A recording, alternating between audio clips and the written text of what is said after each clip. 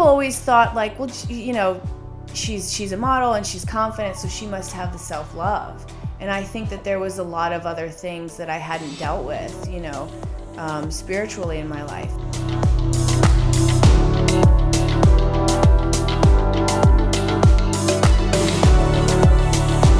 Welcome back to the Cannonball Mindset, and I am in Beverly Hills. So like I feel like a rush of 90210. Like I was running this morning. I was waiting to see Brendan and was it Brandon? Brandon and Brendan and Dylan, like the whole gang. I didn't see them though.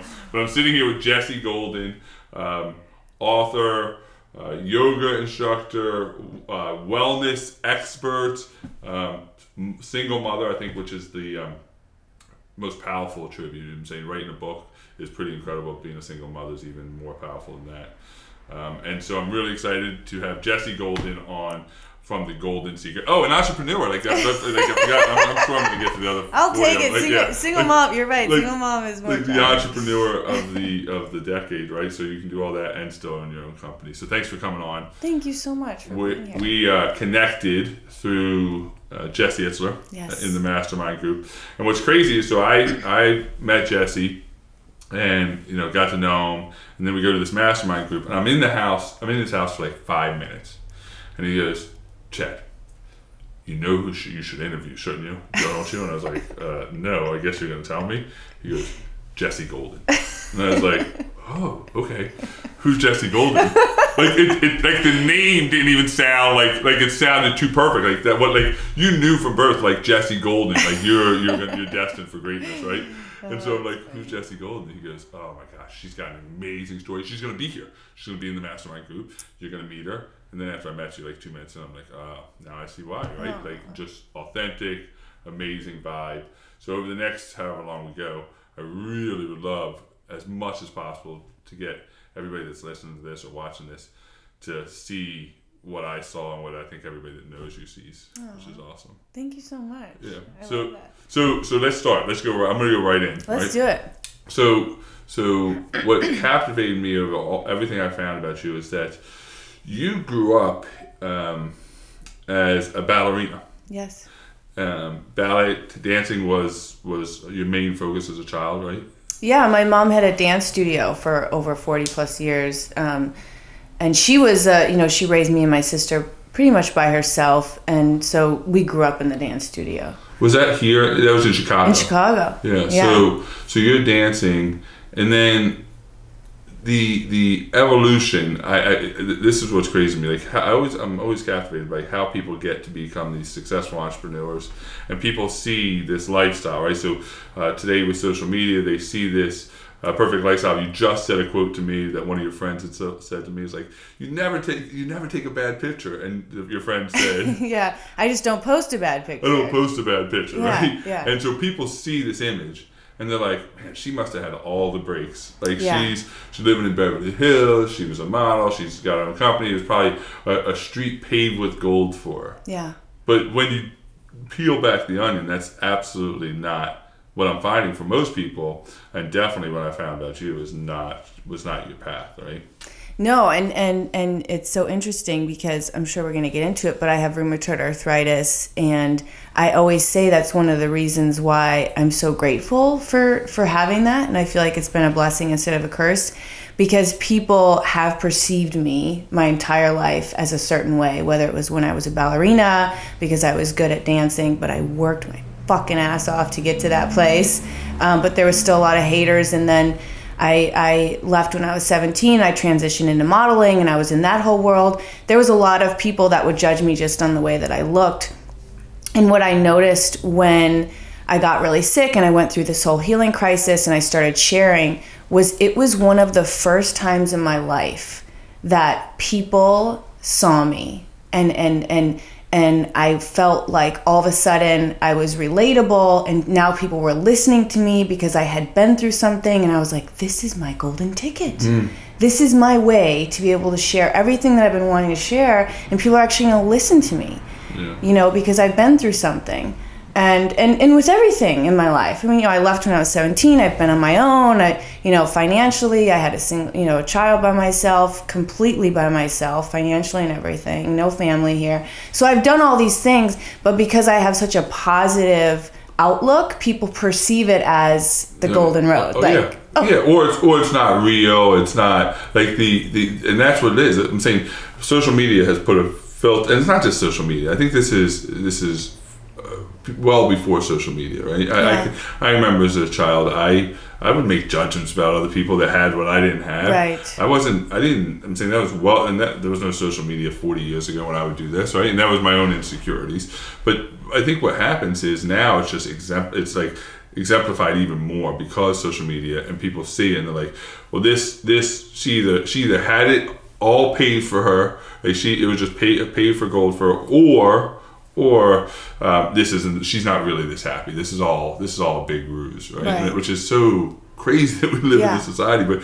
the more I got to know you, and especially the research I'm saying that I did on you, your life has been like this roller coaster, right? But yet you're still smiling. When I met you in Connecticut, you told your story, but you said it with such reverence.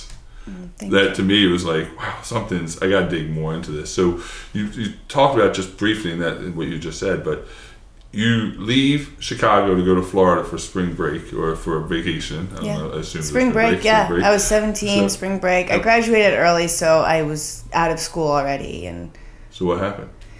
I got there and I was burnt out. Being a ballerina and being a dancer is very challenging, and having your mom also own the studio, there was so much pressure on me.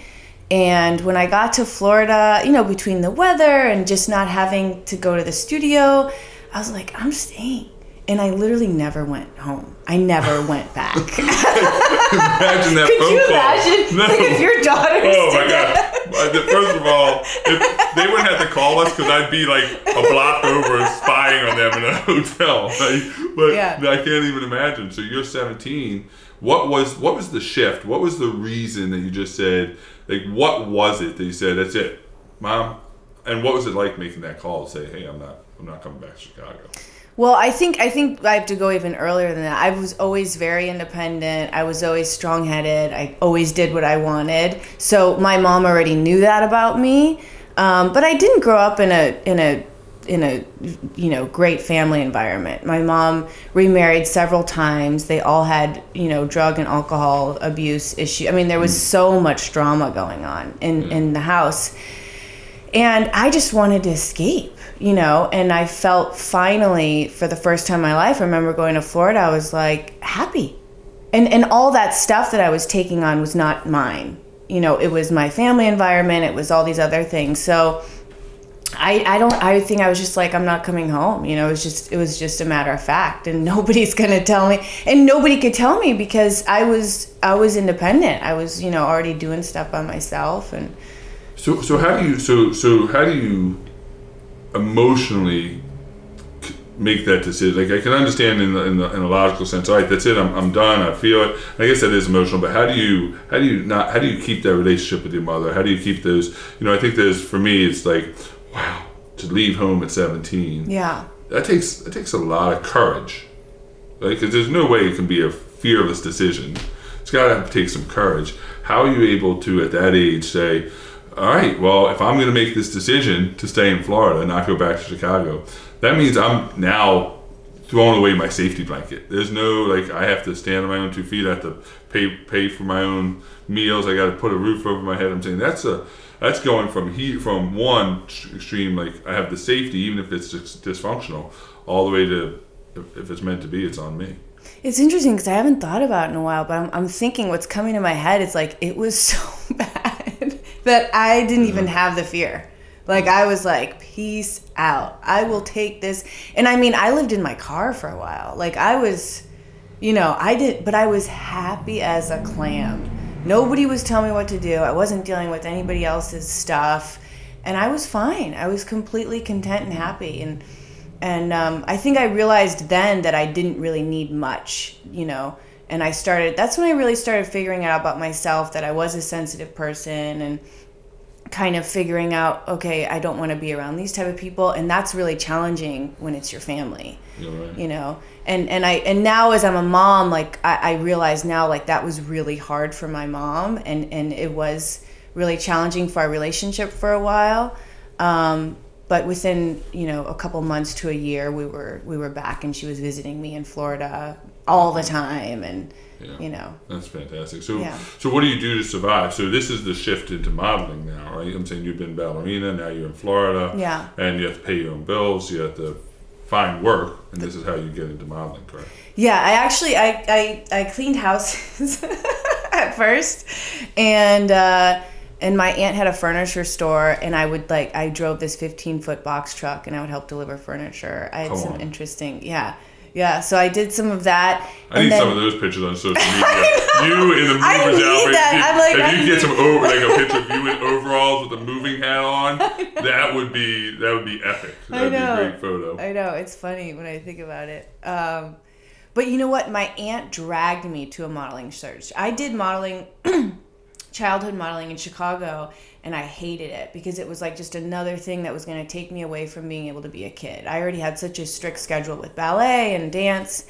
And then in Florida, there was like, at the time it was the early 90s, and it was mid 90s, it was all these modeling searches were really relevant. And she was like, let's take you to the modeling search. I said, oh God, I am not going to one of those stupid things, you know. And she dragged me to it, and we went, and I thought, these people just rip you off. They just want to take your money, and it's these conventions in, you know, Orlando. And one of the guys, I had a major attitude, and one of the owners just wrote comped on my thing. And he said, come to Orlando next week. And I was like, yes. I was like, free trip, whatever, we're going to Orlando. I didn't really care about now they're not ripping me off because now that's free, right? Now what excuse do I have? Exactly. So thank God he actually did that. Thank God that happened. And that's how I ended up signing with some agencies in South Beach. And when I was 18 is when I officially started modeling as a career. And that's what I did, you know, up until recently. So you're a model now in South Beach, 18 years old. I'm assuming making now better money than cleaning houses and moving.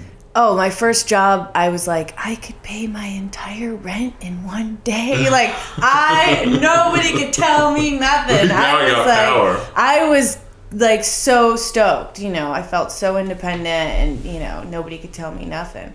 Would you say that's the start? Like that's the if you go back in your past, is that the spark, like that opportunity, that feeling of, like, I guess breaking away was one, but now breaking away and now financially being able to support yourself and feel good about what you're doing. I'm saying, was this a big, like one of the highs?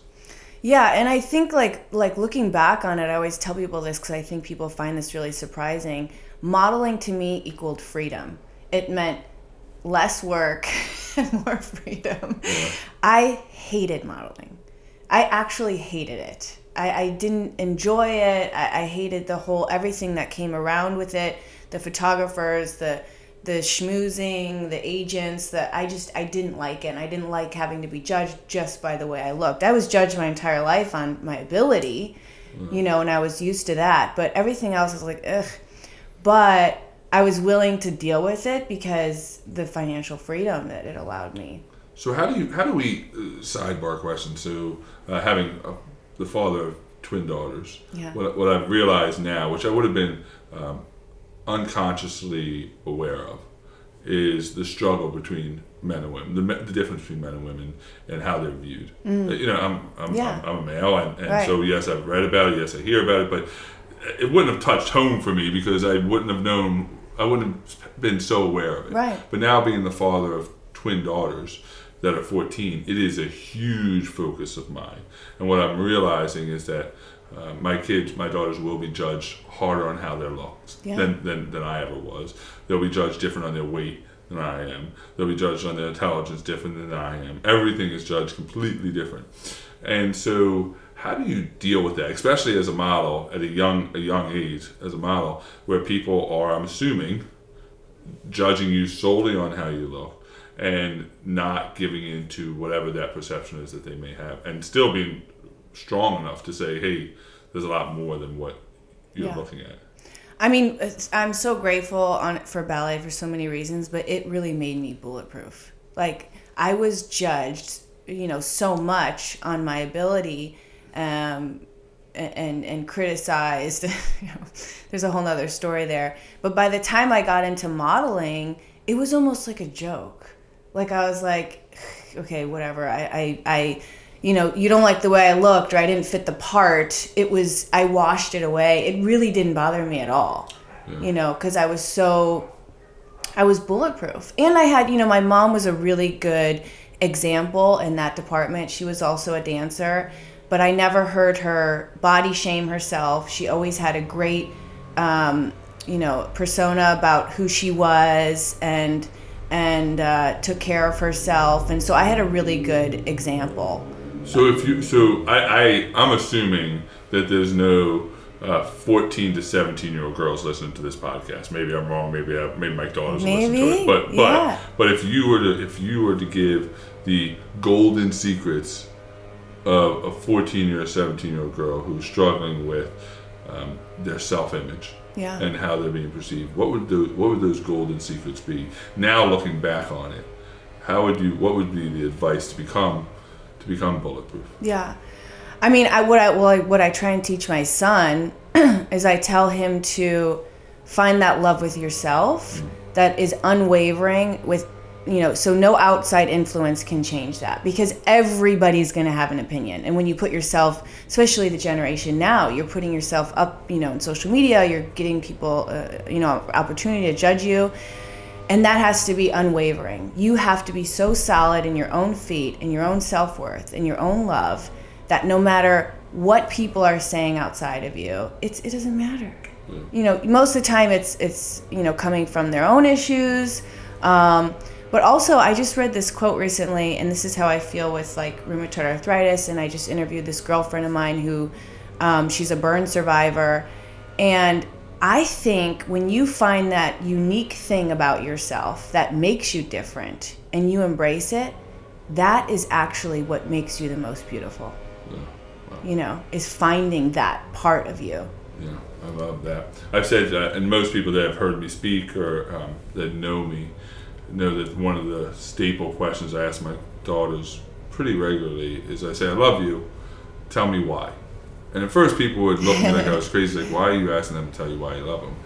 And because forever they have to say, because I'm smart, because I'm beautiful, because I'm a great sister, because I'm a great friend, because I'm, and they're hearing themselves say these amazing things about themselves all day long. So that way when the world goes to beat the shit out of them, and I see it happening now more than ever, they have this Wonder Woman cape that says, I'm not this. I've been telling myself I'm beautiful, that I'm smart, that I'm amazing. And what most parents find is they go home and they say, I love you, tell me why, and their first response is, well, you're my parent, you have to. Yeah. I love you because you're an amazing human being, and let me tell you that instead of me telling you, although I will tell you over and over and you'll know it, it's more important that you know it, that you list yourself first. Yeah.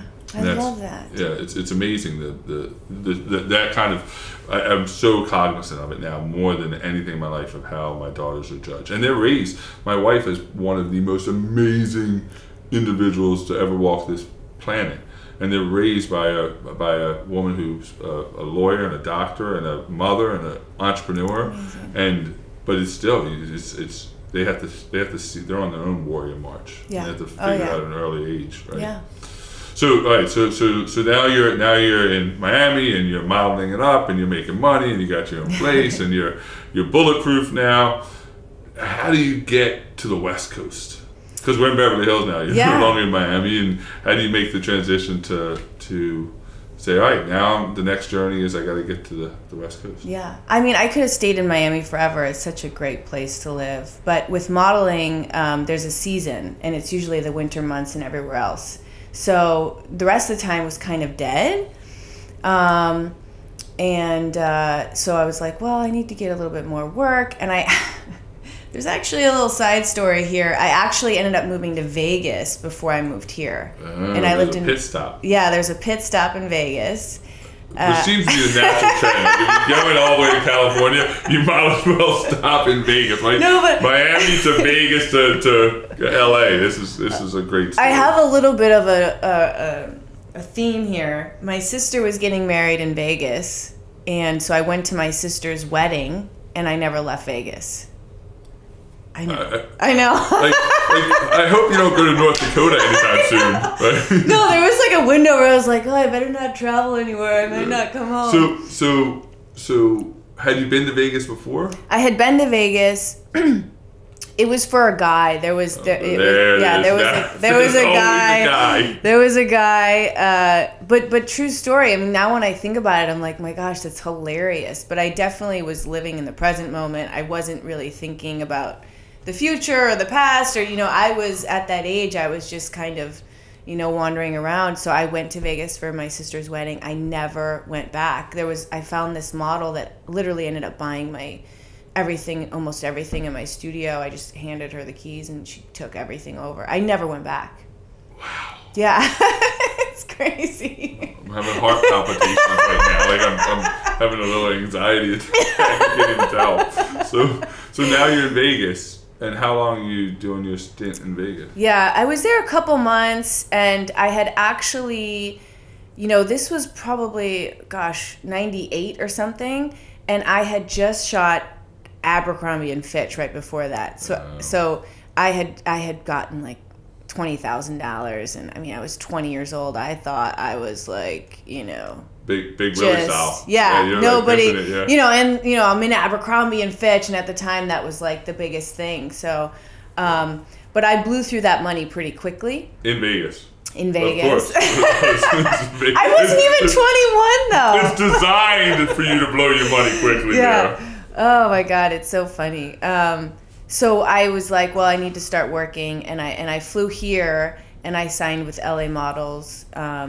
And then I kind of went back and forth. There at the time, I don't even know if they still have it. They have models apartments, which are like sorority houses, where just girls from all over the world would just stay, and we each paid $500 a month or something. So they were making a killing. We were on like bunk beds. Every single male that's listening to this episode right now is Googling model apartments and seeing if they have anything for rent. And there was actually a couple. I think a lot of people ended up finding out where these places were, and it became a little bit of a hazard. But, and I was going back and forth for a while, and then eventually I realized, okay, my agent was like, you need to be here full time. Can I get a place here? Like, am I going to work that much? And she said, absolutely.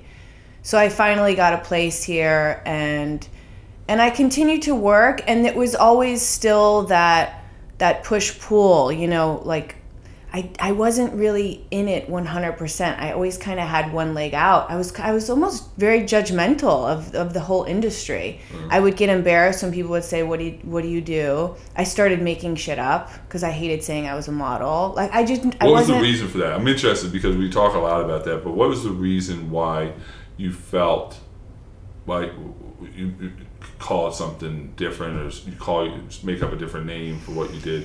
What was it? What was the reason? I just feel like the whole stereotype behind being a model, and I didn't want to be. Yeah. People would be like, "Oh, are you a model? Or you should be a model," and I would just be like, roll my eyes. I mean, I hated the whole thing, And this was before social media and before all that, so I didn't really share any of my work. Like, it was a job. It was just a job. And I did my job, and I was able to do the things that I loved, and at that time I had just started really dabbling into yoga, and I was kind of an old soul. You would think that I would be like really partying and living it up, but I wasn't. I was working, and I was hiking, and I was going to yoga, and I was doing dinners, but I was never like a crazy. I was really an old soul, Yeah. And so in that sense, it was good. So again, this journey, and I know the journey because I know you, but for those that are listening, your journey so far, rough childhood, maybe not rough in the sense of others, but rough in, very regimented ballet, and then, you leave, you go to Florida, you make a pit stop in Vegas, then you finally find a home here in LA. Seems like, things are on the rise for you. Yeah. And then you get sick? Yeah. Well, actually, I had my son first. At 25, I found out I was pregnant, and that was a whole interesting thing. I just started sharing this the other day. I realized I had totally forgotten. So, I was on the model diet when I was modeling. I was smoking a pack a day. Oh, nice. Yeah. Not eating and smoking. Yeah. I mean, I was eating, but I mean, I was smoking and drinking coffee and, and I don't know, whatever, doing goofy stuff.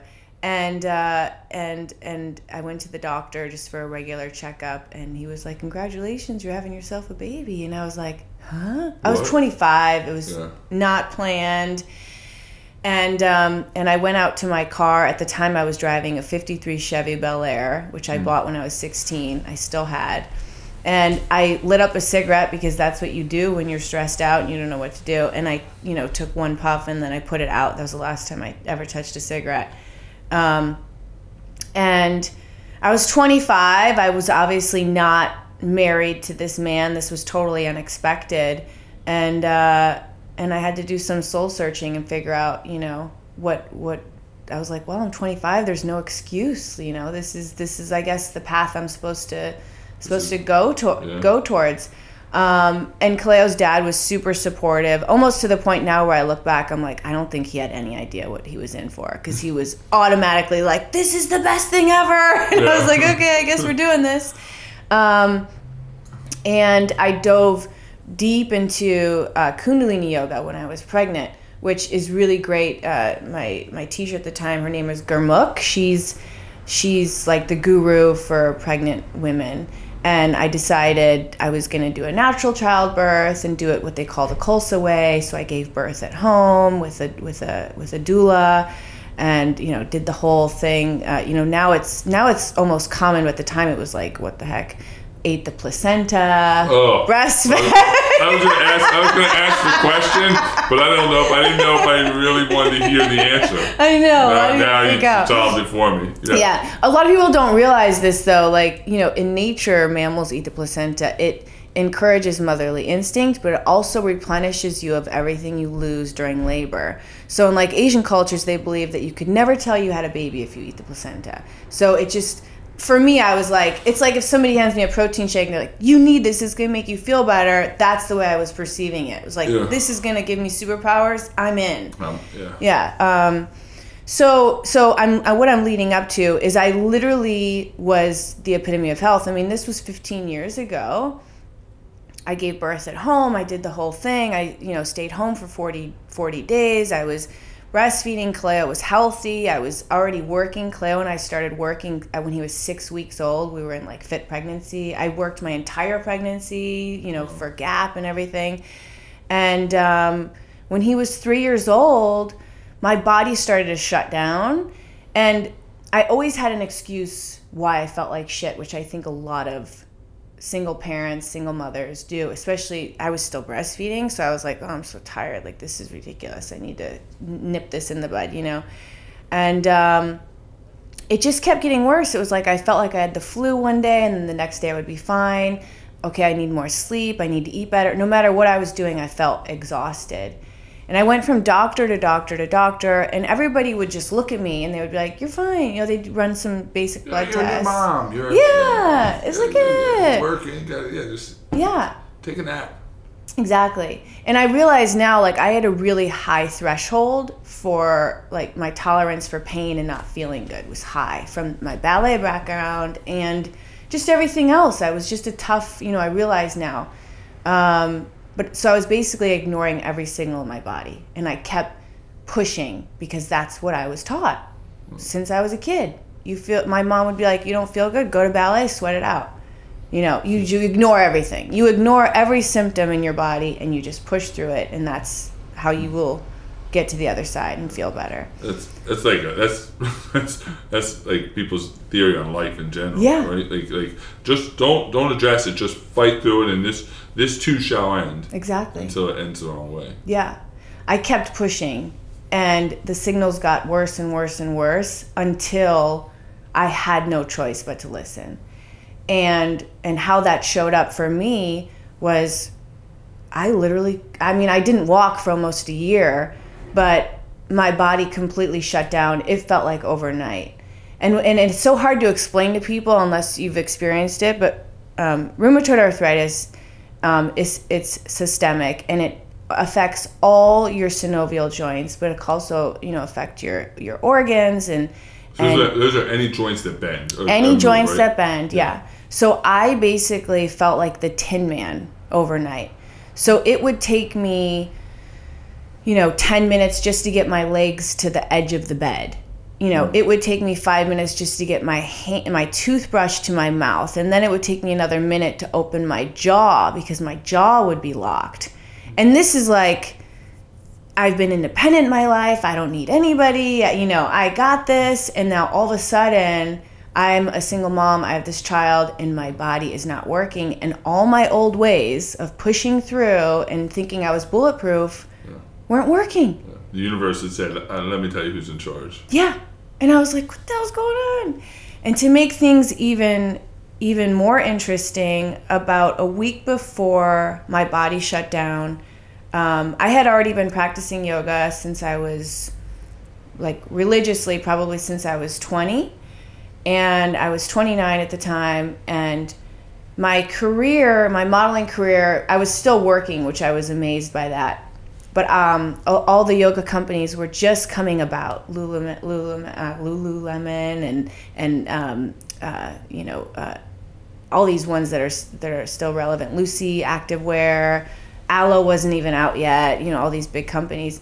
But I thought if I get my yoga certification, it will keep me. I'll stand out from the rest, and I'll be able to extend my modeling career.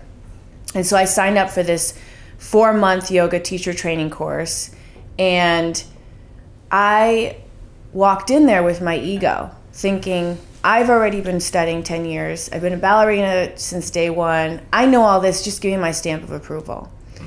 And the crazy thing is my body literally shut down. My peers never knew that I could do any asana practice, which is the movement part. And I had to sit on the sidelines for most of the 4 months, which was the most uncomfortable place for me to be in. But it was the place that I needed to be in to do the work that I needed to do that ended up helping me, to be able to be in the place that I am now. Had I been able to rely on my body like I always had, I don't think I would have learned the other lessons. Yeah, so this is crazy. So you're not, you still have a child. Yeah.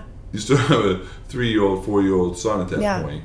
You are sick. Mm-hmm. And again, I think when people, if you don't know, and I didn't know, when you hear arthritis, you think, oh, well, they're stiff in the morning. Their knuckles, they crack their knuckles too much. So they make some judgment on oh, so you can't play golf or whatever. Yeah. Right? But that's not this. This is affecting all organs, affecting everything. You can't walk for a year. What do you find out about yourself in that year? What besides I'm sick, you have a choice. You're either going to be this victim of your disease, right, or the victor of the disease. And at what point did you feel which way did you feel? At any point did you feel both? How does that struggle go? I think it's totally normal when anybody gets diagnosed or gets disheartening disease, news, to feel like the victim. And that's okay. What's not okay is to live in that space. It's okay to I remember crying and why is this happening to me, and having a meltdown. That lasted about a day because I have a child.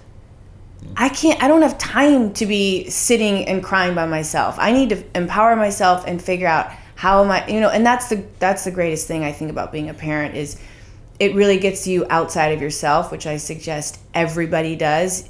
And if you're a parent, you live in that space, but if you're not a parent, you could do it anyways and help somebody else in need. Get out of your own way. And I didn't have an opportunity to live in that space. I had to still work, and I still had to, get things taken care of and take care of him. So I cried for about a day, and then I was like, okay, what are we going to do? And the first thing I did to empower myself was change my diet. What can I do? And as long as I was doing things. But the biggest lesson for me was to see what wasn't working. What was I doing that wasn't working in my life, and switch that up. And I found out what those were in the spaces that I was the most uncomfortable. And the most uncomfortable place for me to be was in stillness with myself and my own thoughts. And when you can't move, you're stuck there. Oh, yeah. You know? Oh, yeah. It's what's amazing me. I just listened to, there's a guy that has a podcast. I'm really trying to get on the show. This guy is unbelievable. His name's Peter Attia. He has a podcast called The Drive. He's here in LA somewhere. And he had a guy on the other day, Sam Harris, who owns this meditation app, like one of the meditation apps. And he said, if you think about it, the worst thing you can do to a human being is put them in solitary confinement. Mm-hmm. He said, you go to the worst prisons in the world, and these people would rather be in general population with murderers and rapists and these really, really bad people. They'd rather be there than in a cell by themselves with their own thoughts. Yeah. He said, it is unbelievable how we've evolved, because we're such relationship creatures, that, to your point, when you're sick and you can't move and you can't get out of bed, you're stuck with your own thoughts. Yeah. So how do you deal with that? How did you learn to use that as a blessing and not this uh-oh kind of thing? Well, I journaled a lot during that time, but I noticed a lot of patterns. And in yoga, you know, they do things like Vipassana and like meditation for days, and you sit with your own thoughts and you see what comes up. And I think in life it's really easy to ignore that space, you know, because we don't allow that space for ourselves. So we push them down, or we don't really deal with things. And I started being able to notice where I had triggers, where my loopholes were. And when people ask me, like, how did you do it? I don't say I cured myself from rheumatoid arthritis. I'm still living with it. I choose to thrive despite it.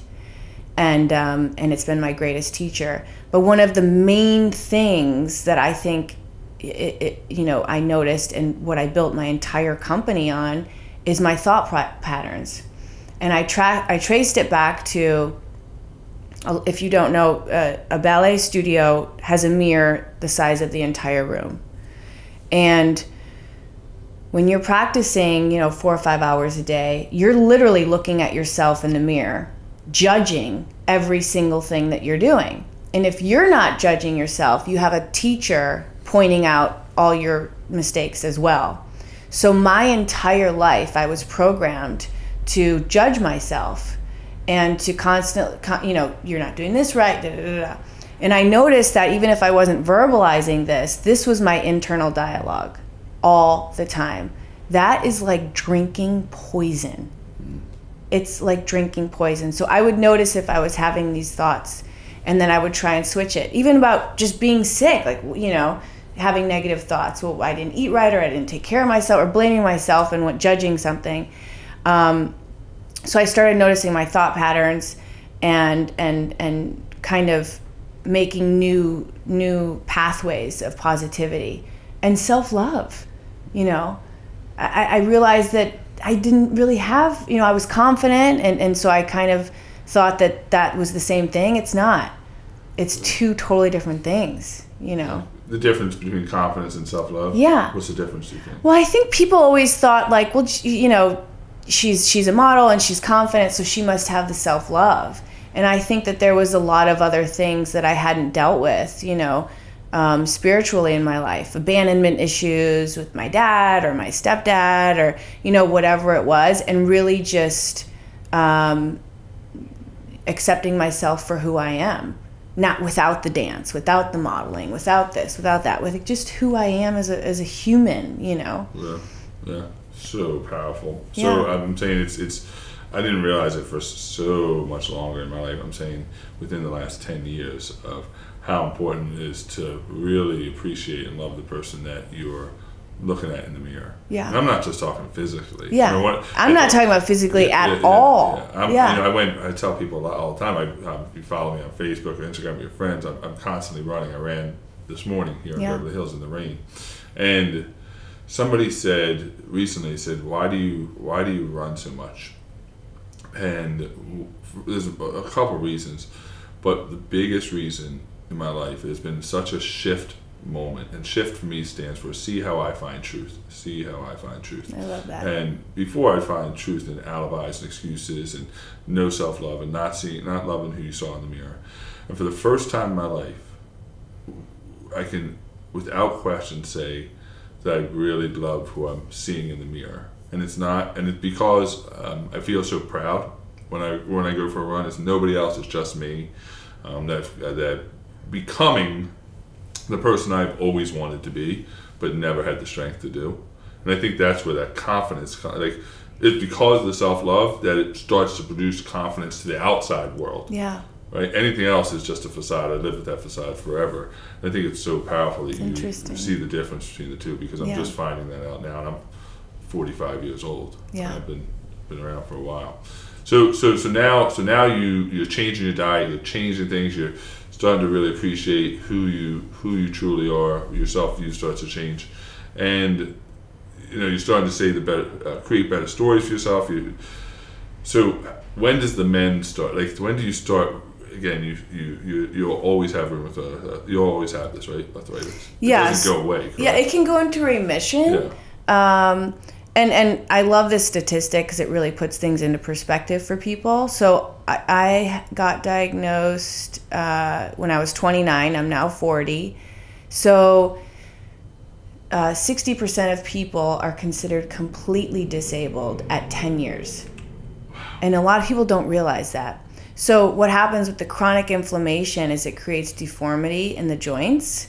And, I didn't walk for a year of my life, so I know what that's like. And coming from my ballet background and people that know me personally, in any facet, they'd be like, Jesse, can you do this? And, something crazy, like, can you do 5 pirouettes? Like, yeah, can you, whatever, anything it was, I was like, I'm doing it. And if I didn't know how to do it, I would figure out how to do it. So for me not to be able to move my leg in the morning, it was like, it was like I wanted to, jump out of my own skin. It was like the craziest way to have to learn something. And I think I know that's part of it too, and I love using this metaphor in life in general. Nobody's gonna wake up one day and have everything figured out. No one's gonna have the perfect house, the perfect kids, the perfect wife, the perfect husband, and be completely healthy and have it all. No. We just have to become better students. And I realize that tomorrow I might have a flare up and something might happen, and I need to allow myself to be adaptable and reassess and figure out. The only thing that I do have control over is my mindset. And I am really good at that. And it's not bullshit. I am so good at being optimistic and finding the positive in every negative situation.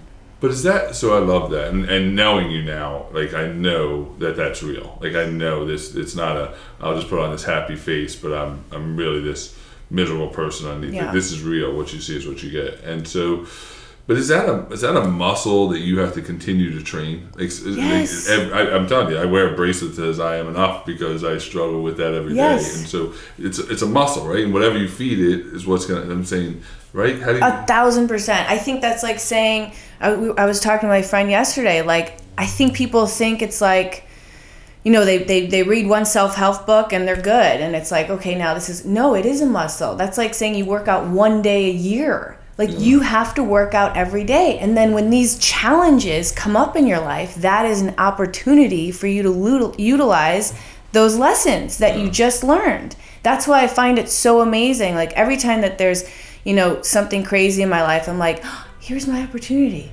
Let me see if I can actually do what I preach and what I love sharing with people, instead of going, why is this happening to me? What can I learn from this? How can I be the bigger person and actually, do what I say?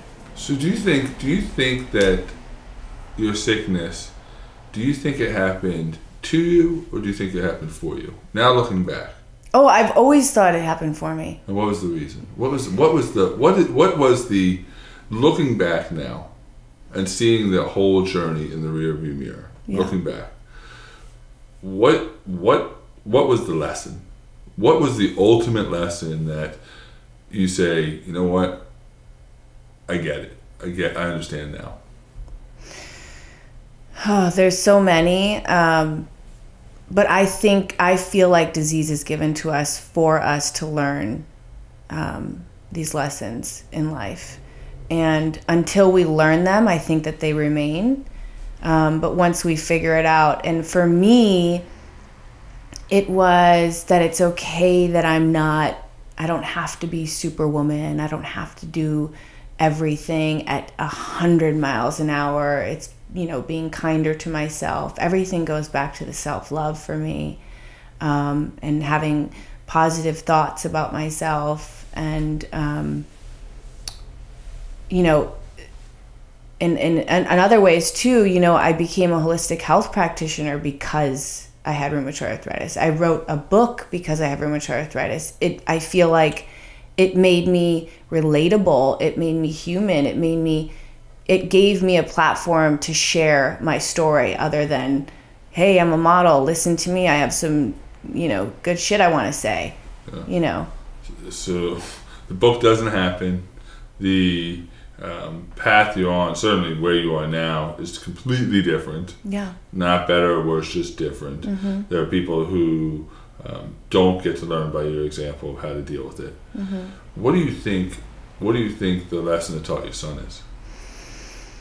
Oh, this is interesting because for he was 3.5 when I got diagnosed, and I tried to keep it from him for as long as I could. So he never saw me cry. I would kind of fake things. There was one time where I couldn't open up like an apple juice, and he was like, "What's wrong, Mom? You're not strong anymore?" And I was like, "Oh!" Like I wanted to just start crying. But I tried to keep it from him as much as I could. And probably when he was 11 or 12, I finally sat him down and told him what it was that I had or something like that. But I think what I hope that he would learn is just with a positive mind, you can do anything, no matter what is thrown at you. You can turn it around and use it as your superpower. I mean, I think it's my superpower. Yeah, no question. It's my gift. Question. So then, okay, so now you're feeling better, you got your mind right, you got your self-love right. So at most point, I think most people at that point said, all right, I'm in a good place, I'm going to kind of relax. That's not what you do. No. You start a company. What the hell? I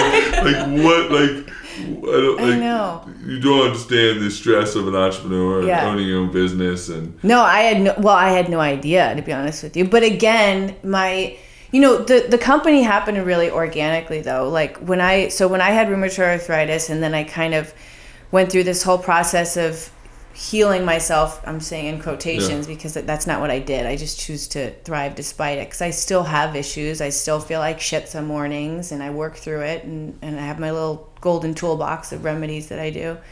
But I keep losing my train of thought. I don't know if that's a sign of a good interview or a bad interview. A bad interview. It's a good interview. Yeah, so it happens organically. You're gonna start. Yeah, so I started at the time. I was saying this earlier. A lot of the yoga companies were just coming to birth, and I was so lucky to get on that bandwagon. And I helped a lot of these yoga companies launch. I got to be the model, and a couple of them started giving me a platform to be able to share my story. Because I was a big advocate of making yoga accessible to everybody. And we were talking about this before the podcast happened. But I love getting people like you that don't like stretching and don't like, Yeah. Let me, just so I make this clear. So we're at our mastermind retreat, and there's 20 or 30 people there. And in the morning, they say, Jesse is going to lead a class of yoga. And they say it with such reverence, right? Downstairs, if you want to join downstairs. And so everybody's all excited, there's yoga, and we're gonna do, I don't know what they were calling different positions, and I'm I don't know, and I almost feel shame because I'm not no, I'm just gonna go for a run, and so I'm all right, you know what? I'm going to eat my own dog food here. I'm going to step outside. I'm going to try this, right? So I go downstairs and I pick a mat and I'm like, I'm going all in. That shit lasted for like 3 minutes. Like I got past the first, all right, just sit up real quick. And I was like, all right, I'm out. I'm done. I'm not doing this anymore. And then the problem is I wasn't smart enough to pick a mat like in the back, like corner that I could sneak out the door. Like I had to stand up like a tree standing up in the middle of an open field because everybody's laying down. And I'm like, oh, well, I'm just sneaking out. And I never came back. I was like, no, that shit's not happening. Yeah, so you're able to get... You're the people I like getting a hold of, though. It's hard when I was teaching a large class because I have to kind of modify for everybody and make it nice for everybody. But I always say to people, you know, saying you're not like I can't go to yoga because I can't touch my toes. It's like saying I'm too dirty to shower. Like you have to start somewhere. Yeah, right. That's why I love, you know, being able to share my story. Yeah, I was flexible from ballet and everything, but after I was sick, I mean, I'm like 130 pounds now. I was 90 pounds when I was at my worst, and I couldn't walk. You know, to gain my mobility back was so challenging for me. So that's the part that I love sharing. Like I've been there, like probably even worse than you'll ever be, and I was able to come back around. I lived my whole life as the Tin Man. What's crazy, and I've never shared this, and I can't believe we might edit this part out after I hear it, but what's crazy is when I was a child, when I was 5, my mother put me in tap dance and ballet for years. Oh, I love that. For years, so probably, I don't know, it seemed like 40 years, but it was probably like 3 or 4 years. I was the only guy in the studio. Yeah. And it was literally called Chad and the Girls. Oh my gosh, stop. I'm telling you. So we need those videos for those have all been burned, right? Those have all been burned. And the reason why is, I thought it was just because my mother wanted to embarrass the hell out of me. But I think what the reason was, and what she had told me, was that she knew I was going to be tall. My mother's almost 6 foot. Wow. My father's 6'4". I was a big kid even when I was 5. And I think she realized that I wasn't going to be able to chew gum and walk at the same time. Yeah, coordination. I had no coordination whatsoever. So she put me in this, and I don't know. I don't want to say it helped because I still can't touch my toes. but I think that, you know, I think you make such a great point. It's the things that we really don't want to do are probably the things that we really need to do the most. The things we resist. I resist this whole idea of stretch. I don't stretch before I run. I don't obviously do yoga or yoga poses or anything that takes any flexibility whatsoever. And it's probably the one thing I need the most in my life. But there will come a point where you will be forced to have to stretch. Yeah, at some point. At some point. And well, it amazes me because you run so much. That's why I was like, do you stretch at all? Well, it's crazy. I was running through the streets of Beverly Hills this morning, early in the morning, and it was raining, and the sun was just coming up, and it had any of these celebrities, millionaires, whoever live on these streets, these big ass mansions here, if they were to look outside their window and see this figure moving in the dark, right? A 6'8" figure moving in the dark in the rain, I'm sure there are a couple security guards or police that got called. Because it's not graceful. It's like a boom, boom, boom. It's like a dinosaur moving down the streets of Beverly Hills. All right, so anyway, so you start a beauty care line. You make your own makeup. Yeah. It's taking off. Skincare, not skincare. makeup. I'm sorry. Yeah. Is that skincare? Okay. I'm such a guy. It's okay. I apologize. Yeah, no, I like skincare. So you make your own skincare, and this was all. When you say it happened organically, I'm assuming it's all organic. But how did it happen organically? Yeah, in both ways. So what I was saying was when I started modeling for all these yoga companies, a couple of them gave me platforms to start sharing my story. And at the time, I think there was MySpace. I don't think Facebook was even available yet. Are you not still on MySpace? You know what? I should check that profile. I think I am on. I think I'm still friends with Tom. Oh, really? Tom? Yeah. I'm still on. I forgot about it. But I started sharing. I started getting messages and of all these people that either had rheumatoid arthritis or had somebody that had rheumatoid arthritis or had an autoimmune disease, and they wanted to know my secrets. And it would literally keep me up at night because I couldn't possibly respond to all these emails that I was getting or messages and stuff. So I started a blog called The Golden Secrets. And originally I was just sharing how I was able to, get to the point where I was, I didn't talk about this, but I had never run, Chad. Like, dancers don't run. It's like it doesn't happen. Yeah. And when I originally was able to walk, it was only because my doctor hooked me up to an IV of steroids for an hour because I had so much inflammation in my heart and lungs and everything. The next day I ran 5 miles. First time in my life. Wow. And then I ran 5 miles like that whole year. I was like, I'm running, because I was so excited that my body was working. But I started sharing everything. And then I did that for a couple of years. And then I started sharing my story with other magazines and stuff. And at the same time, I had always made my own skincare. And this one signature blend perfume I started making when I was 15. And everybody would always compliment me on it, say, what are you wearing? And this was before the essential oil craze.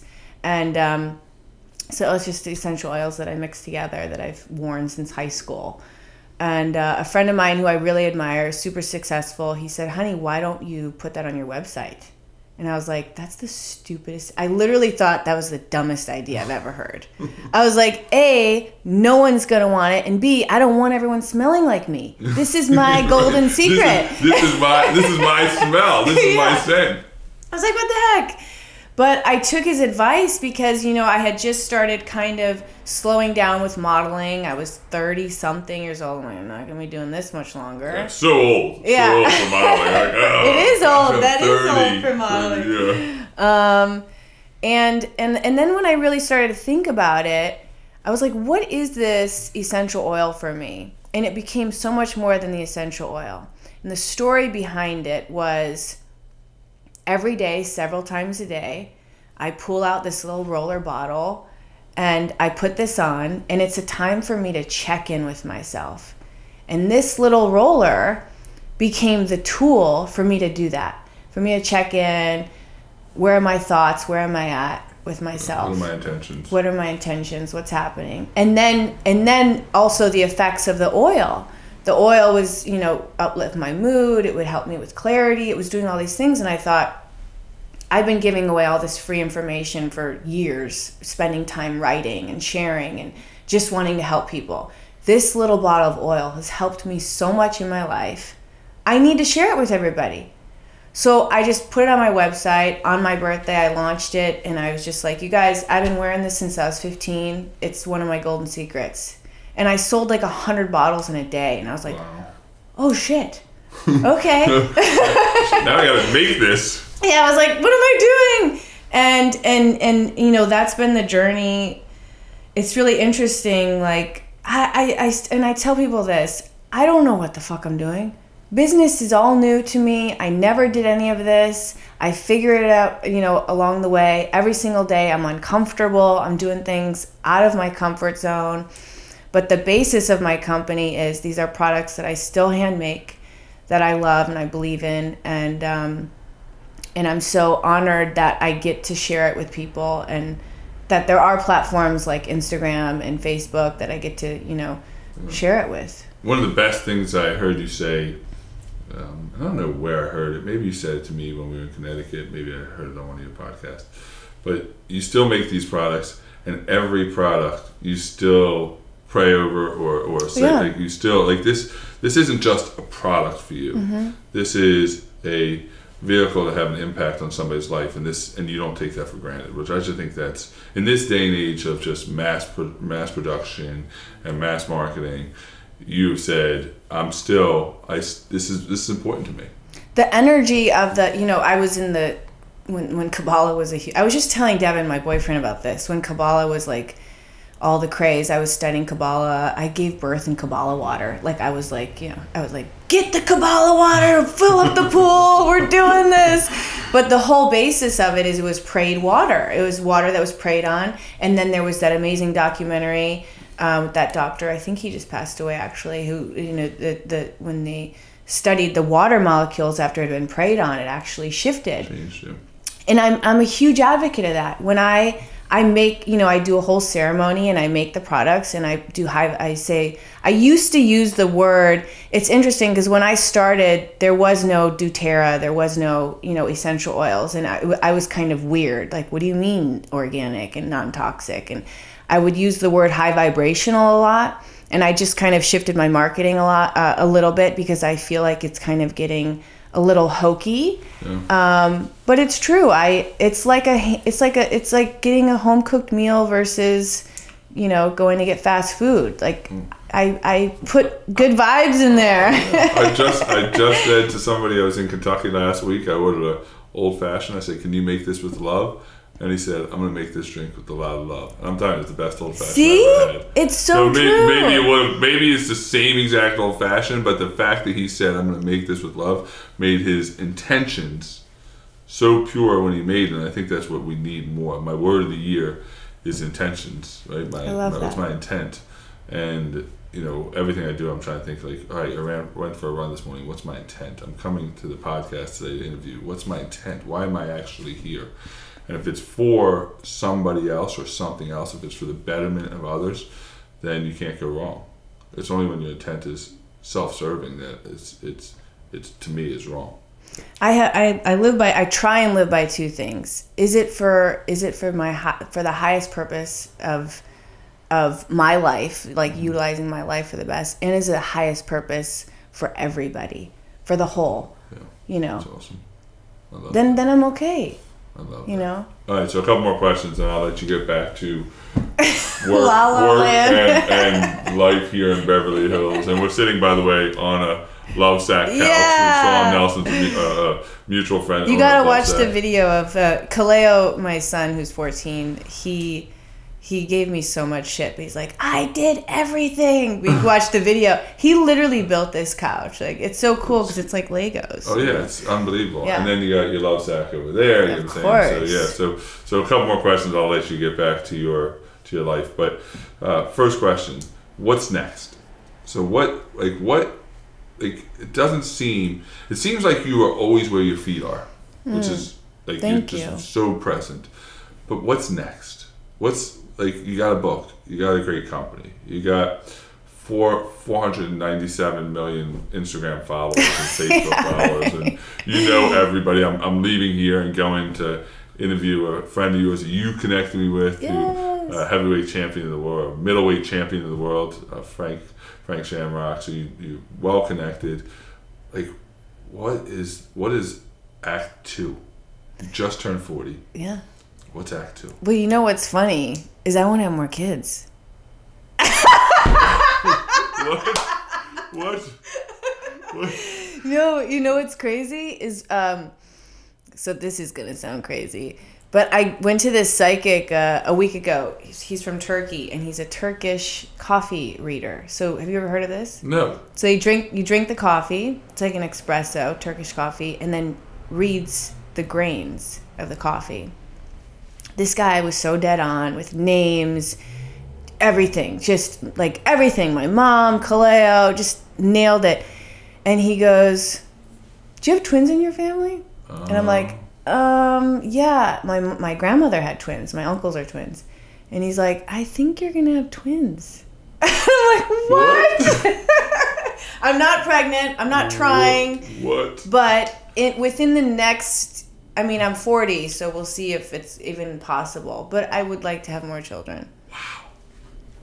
Yeah. You might want to tell your significant other that story, right? He knows. Guy, if you want to see a big dude, his name Devin. Actually, you need to talk. You need to talk to him because the guy said twin girls. Twin girls. Yeah, and he was like, "Oh listen, God."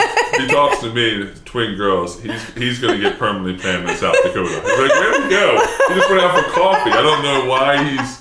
Well, I just took her advice. I just stayed. I'm now in South Dakota."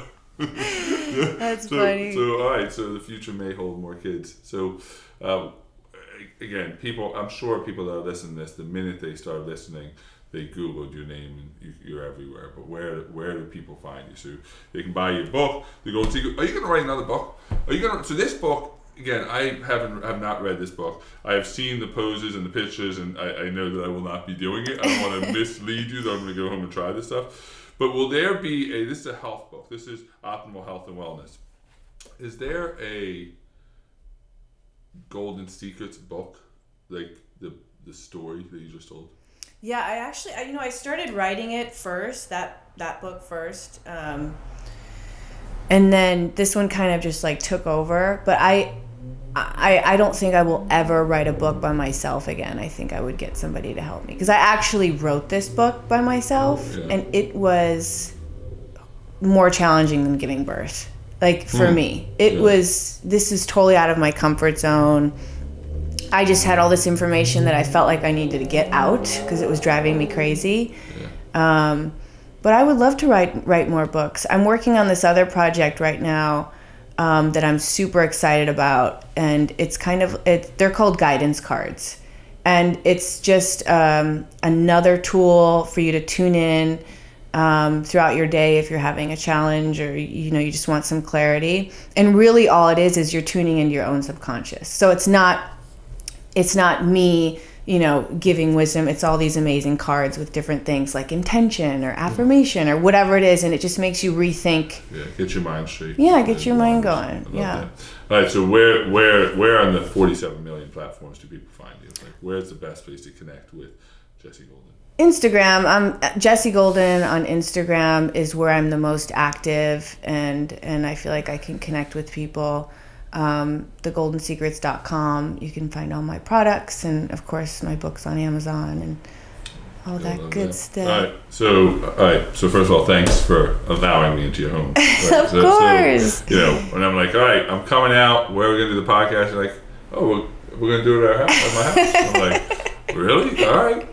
In Beverly Hills. So thanks for that. Of course. A lot of gratitude for you and for that. Thank you. All right. Last question, and that is, when you leave this earth 60, 70 years from now, what is the contribution you want to have made?